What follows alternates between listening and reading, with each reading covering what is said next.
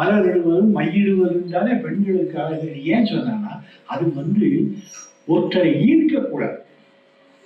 விரதம் இருக்கையில நீங்க அந்த மையிட்டு மலரிட்டு எல்லாம் பண்ணினேன்னா அந்த மலரை பார்க்கறதும் அந்த மலரோட வாசமும் நம்மளை ஈர்க்கும்.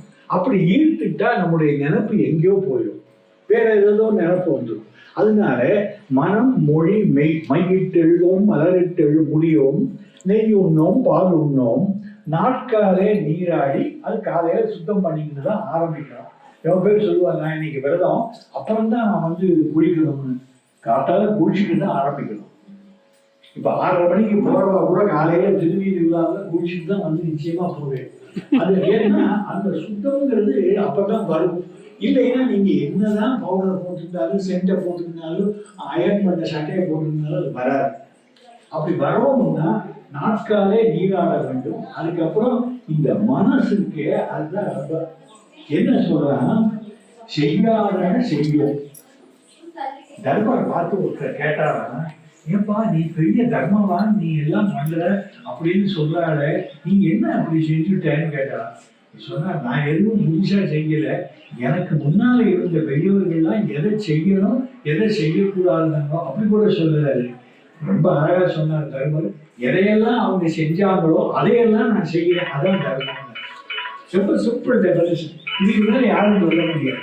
யாரெல்லாம் அவங்க எப்படி செஞ்சாங்களோ அதை நான் செய்கிறேன், அதனால எனக்கு அந்த பேர் தர்மர் அப்படின்னு அவர் சொன்னார். அது மாதிரி அந்த தீக்குறளை சென்றோதோ இதுக்கு ரொம்ப அற்புதமா பெரிய வாச்சான் சொல்லுவார்.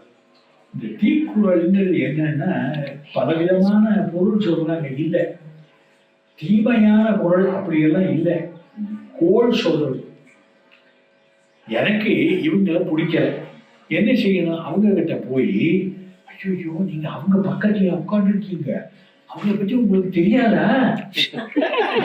எனக்கு இவங்களுக்கு எந்த சம்பந்தமும் இருக்காது. ஆனா நான் என்ன பண்ணணும், இவாளை கீழ்ச்சி போடணும். அதுக்கு அங்க போய் என்ன சொல்லுவேன், அவங்க பக்கத்துல உட்காந்துருக்கீங்க, நீங்க 1 மணி நேரம் அடி ஆத்தி போதும், இது பத்த வச்சாச்சு. அப்புறம் அது எரியும், தானா வச்சு தானா எரியும். இதுதான் தீக்குறள். இந்த கோள் சொல்றது இருக்க. இப்படி சொல்லி நமக்கு 3 எக்ஸாம் இதுக்கு ஒரு அர்த்தம் சொல்லி நான் நல்ல இந்த பூசம்ங்கிற வார்த்தைக்கு அவரை எனக்கு காமிச்சார். பூசம் ஏண்டா இல்ல, நீங்க அல்லாவை கும்பிடுறவர், நான் சிவபெருமான். அது இல்லை, நான் மடையா. அல்லா சிவபெருமானுக்கு ஒன்றும் வித்தியாசம் கிடையாது. பிஸ்மில்லாஹ் ரஹ்மான் ரஹீம்னாலும் ஒண்ணுதான்டா. உங்களால சொன்னாலும் அவ்வளவுதாங்க. ஏன் எங்கால நீங்க வாய்னால சொல்ல மாட்டேன், நான் சொல்லுவேன்.